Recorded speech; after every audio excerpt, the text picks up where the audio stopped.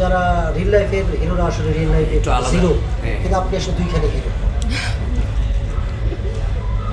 এটা নিয়ে আসলে আমি কি বলবো, আমি বিশ্বাস করি আমি যেরকম মানুষ, আমি সত্যের সাথে থাকতে চাই। আমার কিছু জীবনের উদ্দেশ্য আছে, আমি সেই লক্ষ্যে আমি পৌঁছাতে চাই। সো সেই লক্ষ্যে পৌঁছাতে গেলে শুধু আমার অ্যাক্টিং দিয়ে আমি সেই লক্ষ্যে পৌঁছাতে পারবো না, আমাকে সাথে একজন ভালো মানুষও হতে হবে। আর একজন ভালো মানুষ কোনো একটা অন্যায় দেখে চুপ করে থাকবে, তার স্বাধীনতা বা তার অধিকার থেকে তাকে বঞ্চিত করা হচ্ছে, সে চুপ করে থাকবে, তাহলে তো হবে না। আমার বাচ্চার অভিভাবকত্ব থেকে আমাকে বঞ্চিত করা হচ্ছিল, আমি সেটা ছিনিয়ে নিয়েছি। আমার যখন রাজপথে আমাকে দরকার ছিল, আমার তখন মনে হয়েছে একজন মানুষ হিসেবে, একজন মানবিক মানুষ হিসেবে আমার তখন ওই বাচ্চাগুলোর পাশে দাঁড়ানো দরকার ছিল। আমার মিডিয়াতে আমার যে কাজটা আমি করি, সেটার মাধ্যমে আমি সমাজে কিছু পরিবর্তন আনতে চাই। সেই পরিবর্তনের জন্য আমার কিছু স্টেপ নেওয়া দরকার ছিল।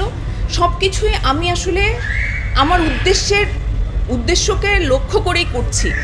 এখন সব কিছু হয়তো মিলে যাচ্ছে, মনে হচ্ছে যে এইটার সাথে হয়তো এরকম, ও এই ক্যারেক্টারগুলো এরকম করছে, কিন্তু আমার জীবনের এটা মোটো যে আমি আসলে আমৃত্যু একজন ভালো মানুষ হওয়ার চেষ্টা করে যাব, সত্যের সাথে থাকার চেষ্টা করব। যখন যেটাকে আমার অন্যায় মনে হবে, আমার যখন মনে হবে, আমি তখন প্রতিবাদ করব। এবং আমি এইটাই আমি সবচেয়ে খুশি যে আমার কলিগরা, আমার সাংবাদিক ভাই বোনেরা, আমি যেরকম, আমার বাবা মা যেরকম আমাকে এইভাবে মেনে নিয়েছে, আপনারা আমাকে মেনে নিয়েছেন। আমি আপনাদেরকে অনেক অত্যাচার করি, সো আমি অনেক অত্যাচার করি, আমার অনেক লেকচার শুনতে হয়। আজকেও আমি পূজাকে একটু লেকচার দিচ্ছি, সো আমি অনেক লেকচার দিই, আমি অনেক এই সব কিছু নিয়ে অনেক কথা বলি।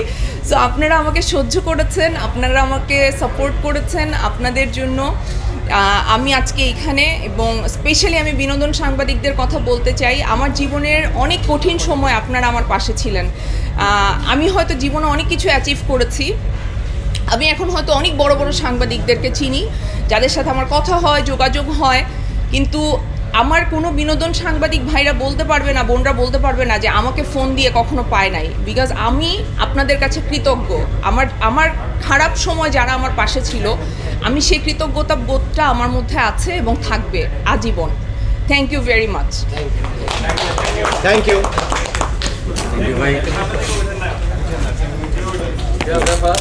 হ্যাঁ,